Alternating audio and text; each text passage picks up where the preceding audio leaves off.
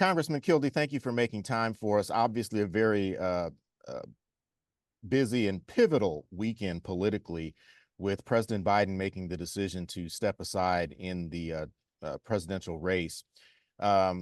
First of all, I know that you were a big supporter of the president. You were standing behind whatever decision he was going to make, but we saw a growing number of members of Congress and also the Senate coming forward and publicly asking him to step aside. Had you reached that point? Did you think he should step aside? Well, I reserved my discussions directly with the White House, people around him, and with the president himself. So I expressed myself. I do think he had a decision to make, and it wasn't so much whether he could serve now or win the election, because I think he can, but whether in 2 or 3 or 4 years he would be in a position to continue to lead. And I think that was a real honest question that he had to face. And I think he and his family were sort of forced to look at that a little more carefully and came to a conclusion that put the country first. It's obviously an unprecedented situation, but I think it was the right judgment. And particularly the fact that we now have an opportunity, in my judgment, to nominate Kamala Harris, I think puts us both as a country and in terms of the context of this next election in a much better position. Are you privy to any information that's being reported nationally that the president was given data that showed that his path to victory, if he stayed in the race, had absolutely disappeared? And if that is the case, and this is why or a big part of why he made the decision, do you think that math changes now with the vice president at the top of the ticket? Yeah, so I don't think that President Biden's opportunity to win disappeared. It became more difficult. And the way I described it is that the hill got a little bit taller after that debate performance. I think we have a much better chance now to win the White House, to hold the Senate, potentially win back the Congress of the United States, because the contrast is so clear. What we'll have is Donald Trump, a convicted felon, person who has multiple bankruptcies, who's been found civilly responsible for sexual assault, running against a person who, before she was in the Senate and then vice president, was a prosecutor who went after criminals.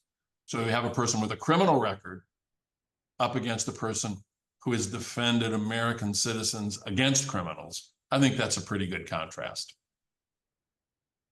I know that you were fairly quick to issue your endorsement of the vice president yesterday. We just moments ago, in fact, got an email from Governor Whitmer's Fight Like Hell PAC that says she is endorsing the vice president as well. And there's been a lot of talk that Governor Whitmer may be in the mix as a potential running mate. There was talk that if the president were to step aside, she could potentially be a replacement candidate. What are your thoughts on the situation as it pertains to the governor? And I'm clearly not asking you to come up with any conjecture or anything, but those are legitimate arguments that she could be a key player. Michigan is a key swing state. Could we see her under consideration as the vice president's running mate now? I hope she's under consideration. Look, if the vice president is our nominee, that's a decision that is yet to be made, but it looks like the momentum is moving in her direction. She'll have a big decision to make. The first question she has to ask herself is, who can be president of the United States if the circumstances require that? I don't think there's any question that Gretchen Whitmer has shown the leadership capacity to do the job. Second question, is this a person who can help us deliver? Can we win? Another yes when it comes to Gretchen Whitmer. Now, she'll have other choices. I don't want to get ahead of Vice President Harris on this issue, but speaking as a Michigander, as a person who cares about the future of this country, I think the country and our state and the politics of 2024 would be very well served if Gretchen Whitmer were on the ticket. I don't know that she's interested, but she would certainly add a lot to it. There are others who would as well, but just speaking for myself, I think it'd be a great choice.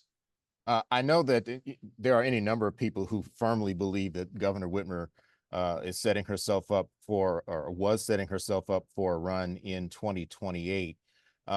This could really change things in that world if the vice president is successful. certainly in 2028, she would potentially be up for re-election. How do you think this impacts any of the governor's future political plans? Well, one of the things that this year shows us is that we take one election at a time. The 2024 election is the critical election before us. The whole world can change between now and 2028 or 2032. But let's say this, Gretchen Whitmer has proven to be an effective leader, a talented public servant. There is a future for her. It could be as president of the United States, could be in a cabinet position. It could be a number of other things. I just hope that she continues to find a way to make the contributions that she's been able to make, and we'll let the politics of future elections sort of take care of themselves. Last question. You really think that this decision, now as difficult as it was for the president, puts the Democrats on track to wage a competitive campaign against former President Trump? Even the polls show that, you know, he was still running behind. The vice president may still be running behind, but that it will be a close and competitive, winnable race for the Democrats.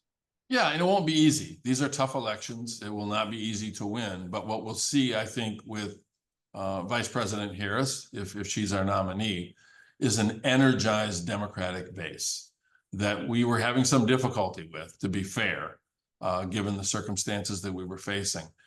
So, you know, she may, you know, still have a tough path ahead, but I think it's a path that's a winnable path if we can energize the base of the Democrats and then bring over those people who are looking for an adult, a responsible adult to lead the country and can't see themselves returning to the chaos of Donald Trump.